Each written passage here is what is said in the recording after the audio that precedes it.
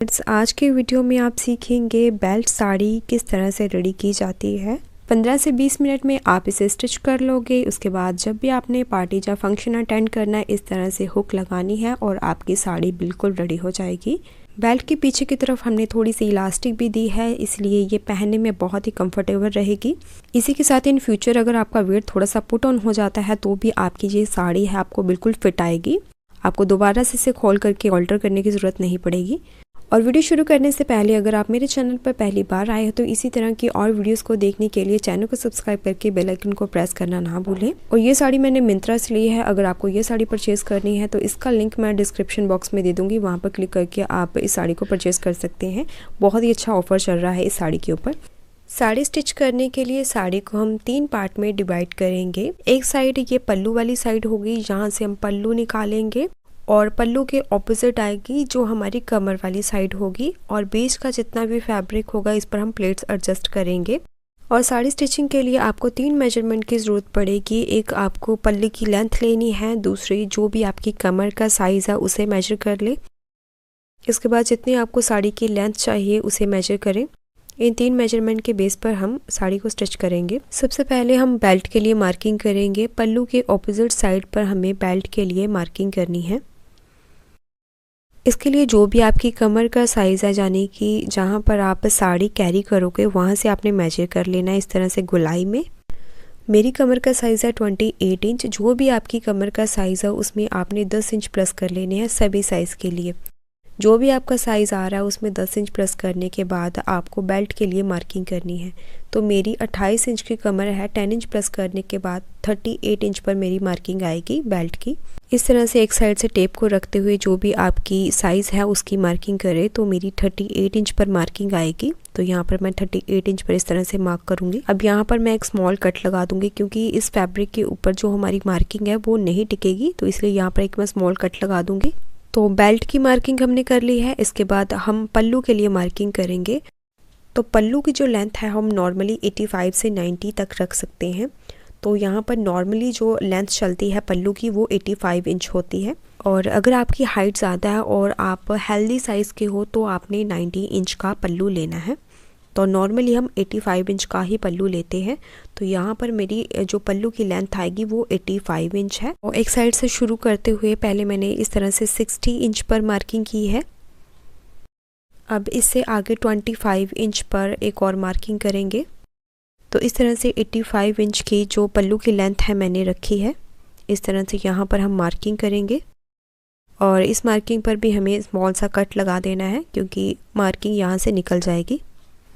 तो इस तरह से आपको पहले कमर की मार्किंग और पल्लू की मार्किंग करनी है। उसके बाद बीच का जितना भी फैब्रिक होगा उस पर हम पहले प्लेट्स बनाएंगे और प्लेट्स लगने के बाद हम लेंथ के लिए मार्किंग करेंगे। अब जो बेल्ट की मार्किंग हमने की है यहाँ से हम प्लेट्स बनाना शुरू करेंगे। इस तरह से पहली प्लेट यहाँ से हमने शुरू करनी है और पहली प्लेट का जो साइज़ है वो हम 8 से 9 इंच तक रखेंगे इस तरह से। इसके बाद जितनी भी प्लेट्स आएंगी वो नॉर्मल साइज़ की आएंगी। प्लेट्स को सेट करने के लिए हल्की सी आयरन करें। अब इसे पिन के साथ सिक्योर कर दें और याद रखें कि प्लेट्स का जो फेस है हमें पल्लू की तरफ रखना है। अब बाकी की जितने भी प्लेट्स बनाएंगे वो बिल्कुल इक्वल साइज़ की बनाएंगे। तो यहाँ पर मैंने लगभग 5 इंच चौड़ी प्लेट्स यहाँ पर रेडी की है। सभी प्लेट्स को इस तरह से फोल्ड करते हुए आपने हल्की हल्की आयरन करते जाना है ताकि जो प्लेट्स है वो अच्छे से सेट हो सके।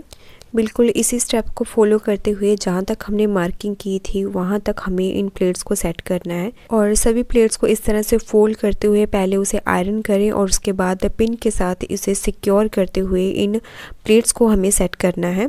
तो जब तक पल्लू वाली मार्किंग ना आ जाए तब तक हमें प्लेट्स बनाने हैं। तो यहाँ पर हमारी मार्किंग आ रही है, यहाँ पर फैब्रिक कम बच रहा है तो यहाँ पर हम बनाएंगे छोटी प्लेट। इस तरह से छोटी प्लेट बना के पल्लू की लेंथ को कंप्लीट करेंगे। और सभी प्लेट्स लगने के बाद इसे फिर से आयरन करें। इसके बाद पिन को रिमूव करके आगे की तरफ से सभी प्लेट्स को अच्छे से सेट करने के बाद इसे दोबारा से पिन अप करें। इस तरह से स्टिच करने से पहले सभी प्लेट्स को इक्वल करना बहुत ज़रूरी है। इस तरह से सभी प्लेट्स को सेट करने के बाद इसे हमने दोबारा से पिन के साथ सिक्योर किया है। अब इन प्लेट्स के ऊपर यहाँ पर स्टिच लगा के इसे हम फिक्स कर देंगे। पहले ऊपर वाली साइड पर स्टिच करेंगे। अब यहाँ से टर्न करते हुए सभी प्लेट्स को इस तरह से बिल्कुल बराबर पकड़ते हुए इस तरह से सेट करना है। अब यहाँ से हमें 3-4 इंच नीचे की तरफ स्टिच करना है। अब यहाँ से दोबारा से टर्न करते हुए इस तरह से बॉक्स की शेप में हम यहाँ पर स्टिच करेंगे। पिन को रिमूव कर दें। तो प्लेट्स हमारी अच्छे से सेट हो चुकी हैं। अब हम इस पर बेल्ट रेडी करेंगे और बेल्ट रेडी करने से पहले हम लेंथ के लिए मार्किंग करेंगे। जो भी आपकी साड़ी की रेडी लेंथ है बॉटम से शुरू करते हुए ऊपर की तरफ उसे मेजर करें। तो मेरी साड़ी की रेडी लेंथ है 41 इंच, तो 41 इंच पर यहाँ पर मैंने मार्किंग की है। अब इस तरह से मार्किंग करने के बाद ऊपर की तरफ से चेक करें कितने इंच का एक्स्ट्रा कपड़ा आपके पास बचा है। तो यहाँ पर मेरे पास 2 इंच का एक्स्ट्रा कपड़ा बचा है। तो पूरी कमर पर इस तरह से 2 इंच का मार्जिन छोड़ते हुए इस तरह से मार्किंग करेंगे बेल्ट के लिए।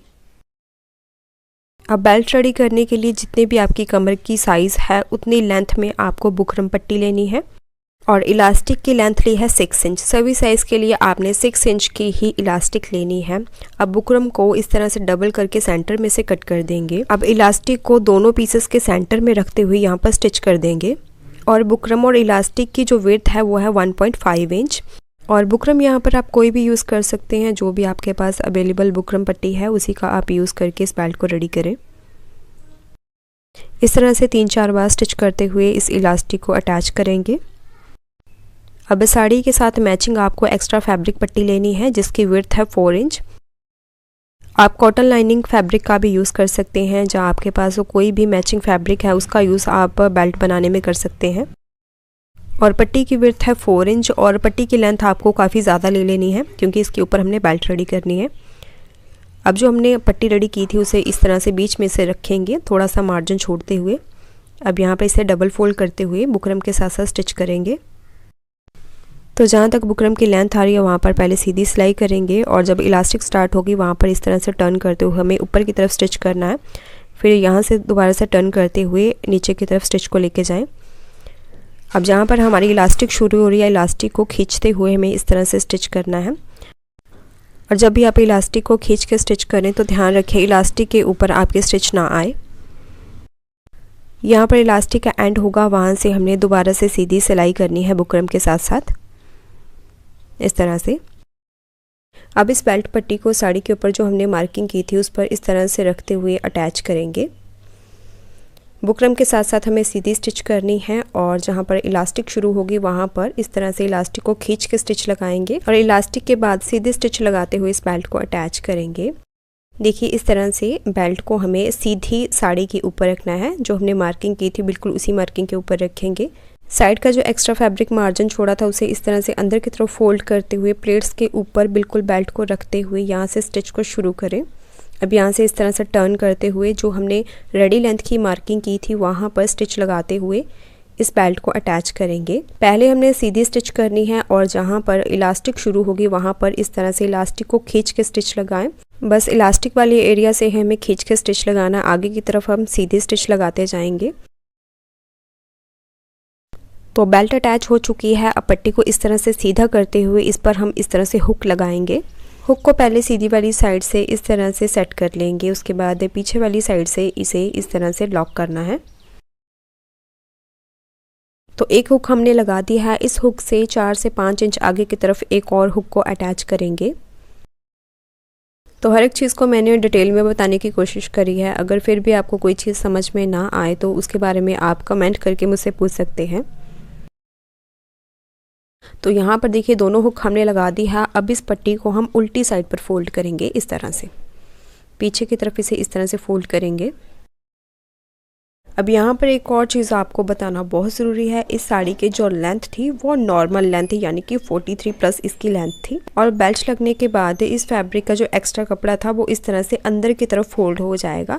पर अगर आपकी साड़ी की लेंथ ज़्यादा है तो फोल्डिंग करने के बाद बेल्ट की यहाँ पर जो एक्स्ट्रा कपड़ा है वो बाहर की तरफ दिखेगा। तो उस फैब्रिक को आपने कट नहीं करना है। और साड़ी स्टिचिंग पर ये वीडियो मैंने आपके साथ पहले शेयर की थी। इस वीडियो को आप ज़रूर देख लेना, क्योंकि जो एक्स्ट्रा एक्स्ट्रा कपड़ा था उस साड़ी में बहुत ज़्यादा था, तो उसे हमने कट नहीं करना है, क्योंकि अगर आपको दोबारा से साड़ी को रीयूज़ करना हो किसी ड्रेस या फिर आपको बेल्ट बाद में निकालनी हो तो उससे आपकी साड़ी ख़राब नहीं होगी। इसीलिए जो एक्स्ट्रा कपड़ा होगा उसे कट ना करें। और साड़ी स्टिचिंग से पहले ये वाली वीडियो भी आप ज़रूर देख लें, आपके लिए काफ़ी हेल्पफुल होगी।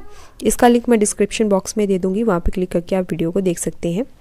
फोल्डिंग के बाद बुकरम के बिल्कुल साथ साथ हमें स्टिच करना है। इस तरह से पहले सीधी सिलाई करेंगे और यहाँ पर इलास्टिक शुरू होगी, वहाँ पर इस तरह से खींच कर स्टिच करेंगे। और यहाँ पर भी जहाँ तक इलास्टिक है वहीं तक खींचेंगे, आगे की तरफ हमें खींचने की ज़रूरत नहीं है। अब अंदर वाली साइड पर पिको जहाँ फोल्डिंग कर दे। तो ये देखिए कितनी आसानी और फिनिशिंग के साथ इस बेल्ट को हमने रेडी किया है। अब बेल्ट पर हमें हुकाई अटैच करनी है। इसके लिए जो भी आपकी कमर का साइज़ है उसमें 2 इंच माइनस करने के बाद यहाँ पर मार्किंग करेंगे। तो मेरा साइज़ है 28 इंच, 2 इंच कम करने के बाद 26 इंच पर मैंने हुकाई के लिए मार्किंग की है। अब इस तरह से हुक और मार्किंग को बिल्कुल बराबर रखते हुए दूसरे हुकाई के लिए भी मार्किंग करेंगे। इस तरह से दूसरे हुक के बिल्कुल सामने ये वाली मार्किंग कर लें। अब इन दोनों मार्किंग के ऊपर हम हुकाई को इस तरह से फिक्स करेंगे। तो दोनों हुकाई लगने के बाद ये बेल्ट साड़ी हमारी बिल्कुल रेडी है। और फाइनल लुक देखने से पहले अभी तक अगर आपने चैनल को सब्सक्राइब नहीं किया तो चैनल को ज़रूर सब्सक्राइब करें। और ये वीडियो आपको कैसी लगी लाइक और कमेंट करके ज़रूर बताएं।